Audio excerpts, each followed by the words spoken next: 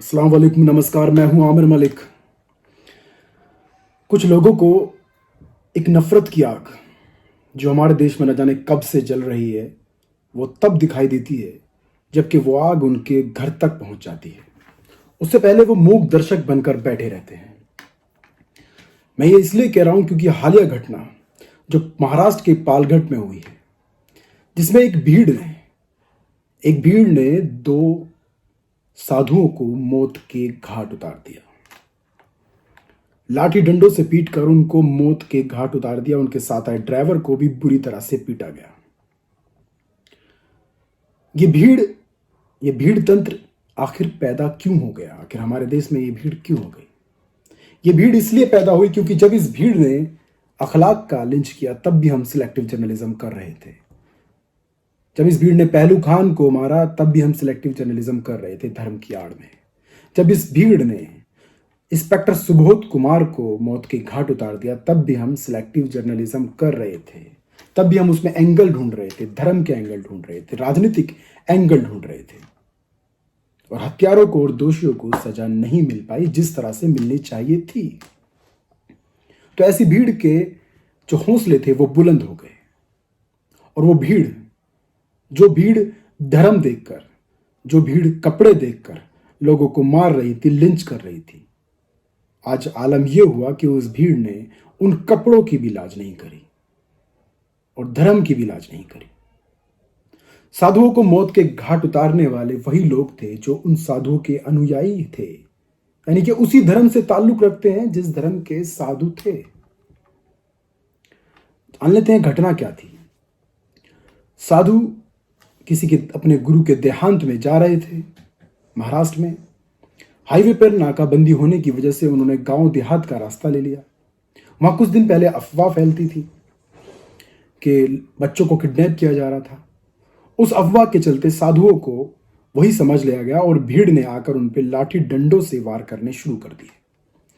और सबसे रोचक बात यह थी कि वहां पुलिस मौजूद थी।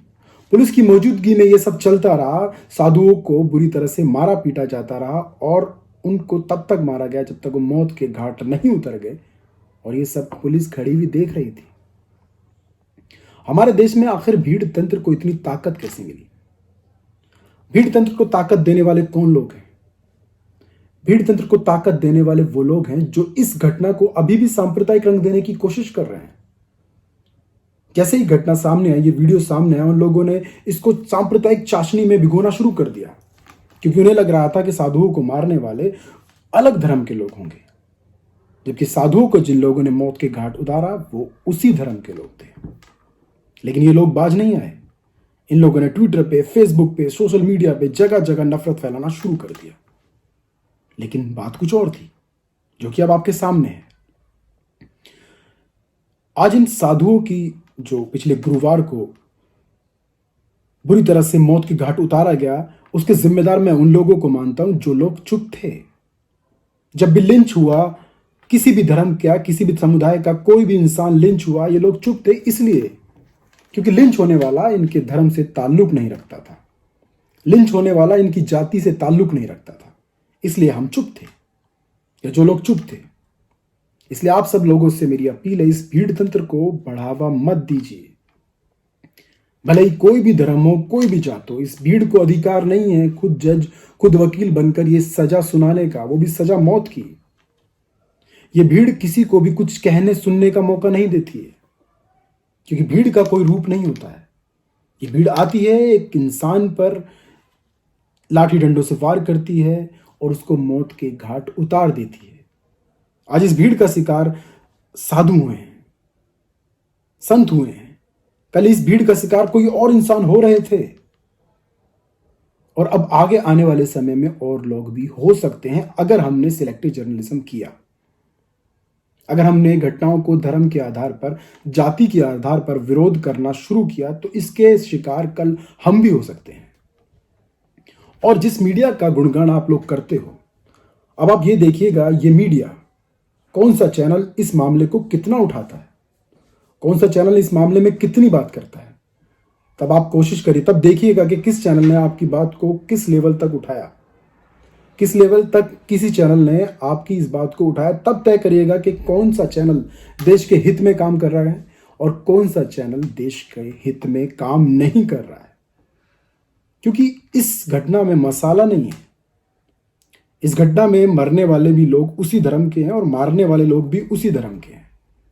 सवाल सरकार से करना है, राज्य सरकार से करना है, महाराष्ट्र गवर्नमेंट से करना है, केंद्र सरकार से करना है। अब देखते हैं कि ये न्यूज़ चैनल कितना उन सरकारों से सवाल कर पाते हैं।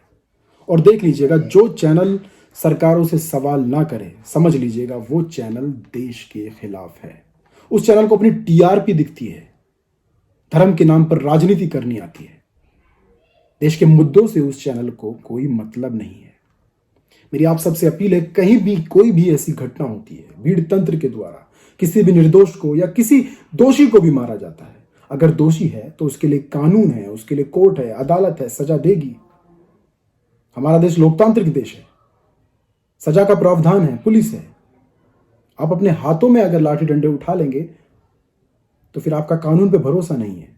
और जिन लोगों का कानून पे भरोसा नहीं है, सभ्य समाज में रहने का उन लोगों को कोई अधिकार नहीं है। तो मेरी महाराष्ट्र पुलिस से अपील है, जिन लोगों ने इस घटना को अंजाम दिया उनको कड़ी से कड़ी सजा दी जाए। जांच करके उनको जेल की सलाखों के पीछे पहुंचाया जाए और कड़ी से कड़ी सजा दी जाए। जो भी संत इस घटना में मारे गए, मैं उनके परिवारों के साथ अपनी संतावना पेश करता हूं। मुझे दुख है, वीडियो ऐसी थी कि मैं देख भी नहीं पा रहा था। इतनी भयावह स्थिति थी, पुलिस भी उस भीड़ से डर रही थी। ऐसी भीड़ को हमें रोकना होगा। और इस भीड़ को बढ़ावा देने वाले कौन लोग हैं आप जानते हैं। उन लोगों को भी अगर इस घटना से आंख नहीं खुली तो फिर आप इंसान नहीं हो। बस इन्हीं बातों के साथ मैं अपनी बात खत्म करता हूं। अपना ध्यान रखिए, लॉकडाउन का पालन कीजिए, सरकार के सभी निर्देशों का पालन कीजिए। जय हिंद।